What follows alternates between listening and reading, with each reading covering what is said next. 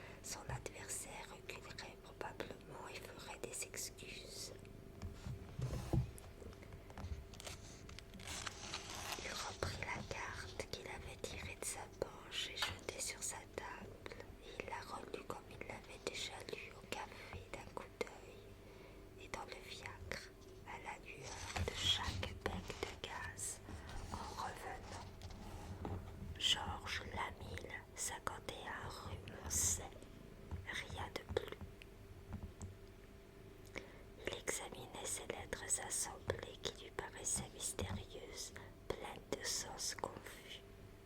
Georges Lamille, qui était cet homme? Que faisait-il? Pourquoi avait-il regardé cette femme d'une pareille façon? N'était-ce pas révoltant qu'un étranger, un inconnu vint troubler ainsi votre vie, tout d'un coup, parce qu'il lui avait plu de fixer insolemment les yeux sur une femme? Et le vicomte répéta encore une fois à haute voix: quelle brute!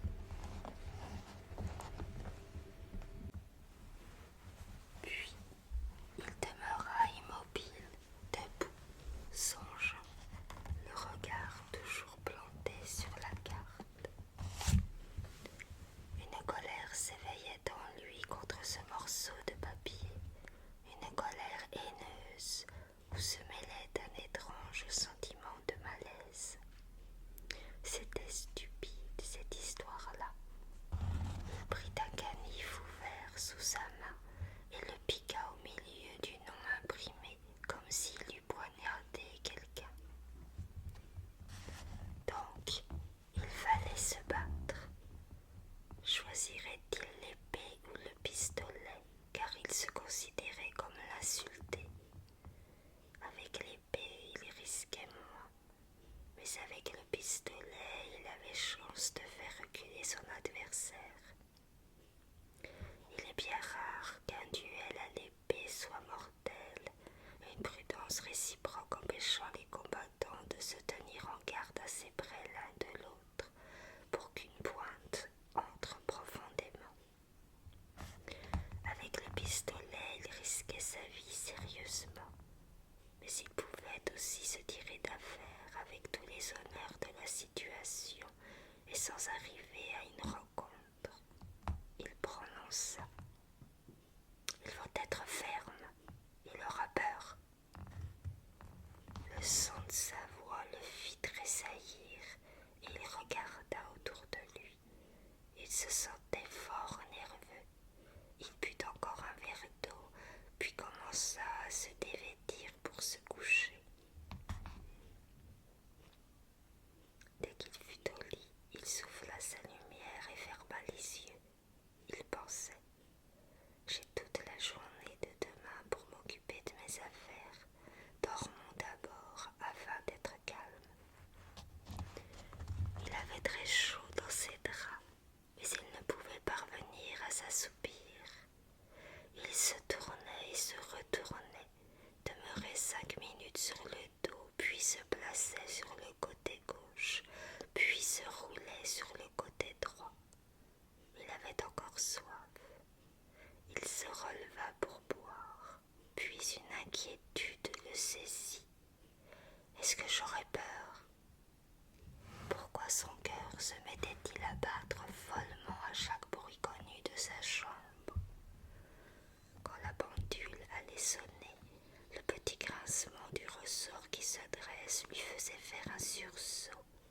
Il lui fallait ouvrir la bouche pour respirer ensuite encore pendant quelques secondes, tant il demeurait oppressé. Il se mit à raisonner avec lui-même sur la possibilité de cette chose. Aurais-je peur? Non, certes, il n'aurait pas peur, puisqu'il était résolu à aller jusqu'au bout, puisqu'il avait cette volonté bien arrêtée de se battre, de ne pas trembler. Mais il se sentait si profondément troublé qu'il se demanda: peut-on avoir peur malgré soi? Et ce doute l'envahit, cette inquiétude, cette épouvante. Si une force plus puissante que sa volonté, dominatrice, irrésistible, le domptait, qu'arriverait-il? Oui, que pouvait-il arriver? Certes, il irait sur le terrain, puisqu'il voulait y aller.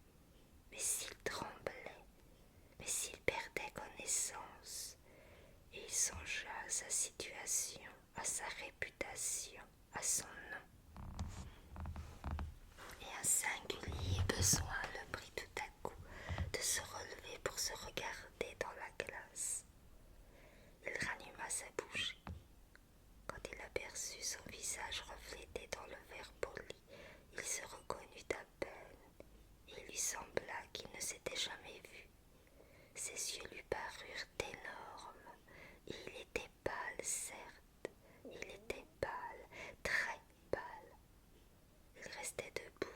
face du miroir.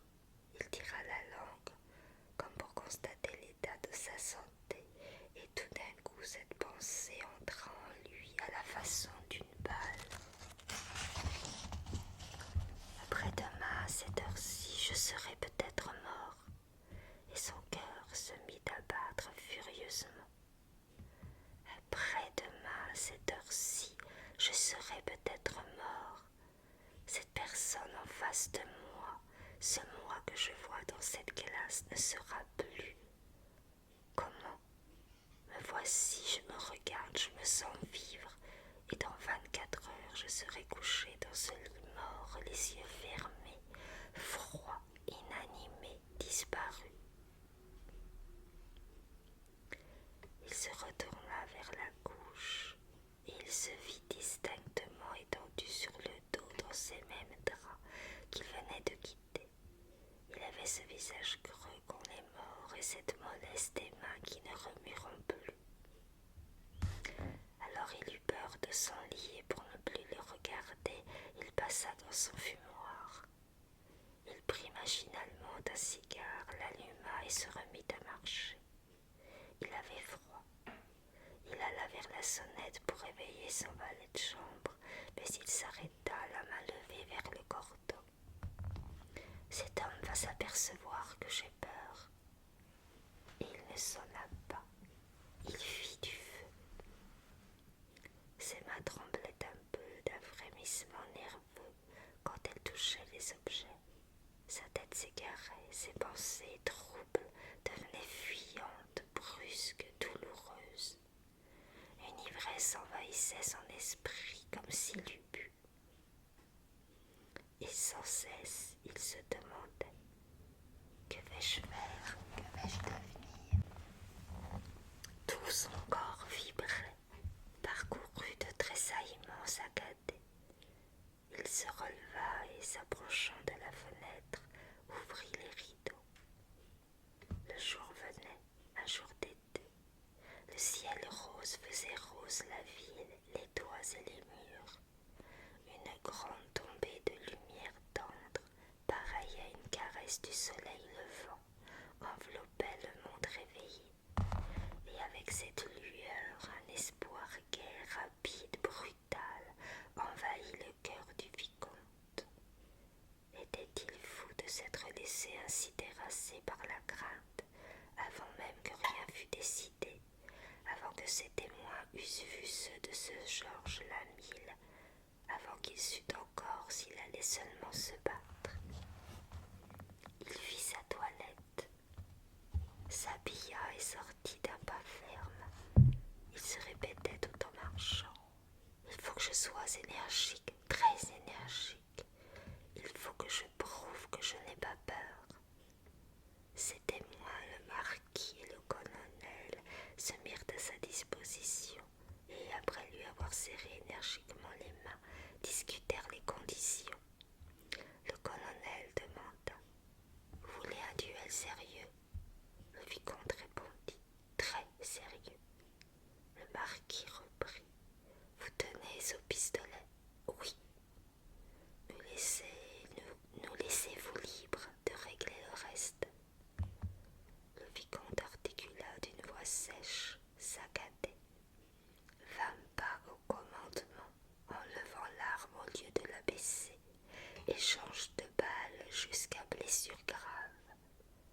Le colonel déclara d'un ton satisfait: ce sont des conditions excellentes, vous tirez bien, toutes les chances sont pour vous. Et ils partirent. Le vicomte rentra chez lui pour les attendre. Son agitation, apaisée un moment, grandissait maintenant de minute en minute. Il se sentait le long des bras, le long des jambes, dans la poitrine, une sorte de frémissement, de vibration continue. Il ne pouvait tenir en place, ni assis, ni debout. Il n'avait plus dans la bouche une apparence de salive, et il faisait à tout instant un mouvement bruyant de la langue, comme pour la décoller de son palais. Il voulut déjeuner, mais il ne put manger. Alors l'idée lui vint de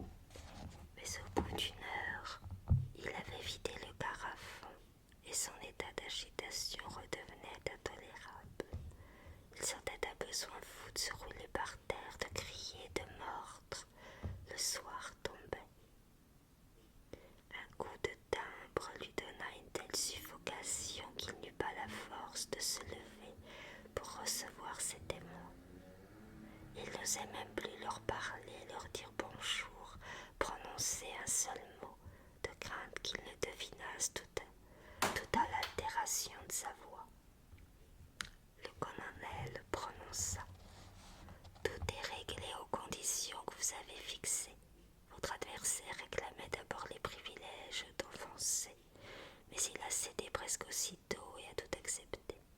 C'est témoin sont deux militaires. Le vicomte prononça « Merci ». Le marquis reprit « Excusez-nous si nous ne faisons qu'entrer et sortir, mais nous avons encore à nous occuper de mille choses. Il faut un bon médecin puisque le combat ne cessera qu'après blessure grave, et vous savez que les balles ne badinent pas. Il faut désigner l'endroit à proximité d'une maison pour y porter le blessé si nécessaire, etc. Enfin, nous en avons encore pour 2 ou 3 heures. » Le vicomte articula une seconde fois « Merci ». Le colonel demanda « Vous allez bien? Vous êtes calme? » « Oui, très calme, merci. » Les 2 hommes se retirèrent. Quand il se sentit seul de nouveau, il lui sembla qu'il devenait fou. Son domestique ayant allumé les lampes, il s'assit devant sa table pour écrire des lettres. Après avoir tracé au haut d'une page « Ceci est mon testament », il se releva d'une secousse et s'éloigna, se sentant incapable d'unir 2 idées, de prendre une résolution, de décider quoi que ce fût. Ainsi, il allait se battre. Il ne pouvait plus éviter cela. Que se passait-il donc en lui? Il voulait se battre, il avait cette attention et cette résolution fermement arrêtée, et il sentait bien, malgré tout l'effort de son esprit et toute l'attention de sa volonté, qu'il ne pourrait même conserver la force nécessaire pour aller jusqu'au lieu de la rencontre. Il cherchait à se figurer le combat, son attitude à lui et la tenue de son adversaire. De temps en temps, ses dents s'entrechoquaient dans sa bouche avec un petit bruit sec. Il voulut lire et prit le code du duel de Châteauvillard, puis il se demanda « Mon adversaire a-t-il fréquenté les tirs? Est-il connu? Est-il classé? Comment le savoir ?» Il se souvint du livre du baron de Vaux sur les tireurs au pistolet, et il le parcourut d'un bout à l'autre. Georges Lamille n'y était pas nommé. Mais cependant, si cet homme n'était pas un tireur, il n'aurait pas accepté immédiatement cette arme dangereuse et ces conditions mortelles. Il ouvrit en passant une boîte de gastine renette posée sur un guéridon et prit un des pistolets, puis il se plaça comme pour tirer le bras. Mais il tremblait des pieds à la tête, et le canon remuait dans tous les sens. Alors il se dit « C'est impossible, je ne puis me battre ainsi. » Il regardait au bout du canon ce petit trou noir et profond qui crache la mort. Il songeait au déshonneur, au chuchotement dans les cercles, au rire dans les salons, au mépris des femmes, aux allusions des journaux, aux insultes que lui jetteraient les lâches. Il regardait toujours l'arme et levant le chien, il vit soudain une amorce briller dessous comme une petite flamme rouge.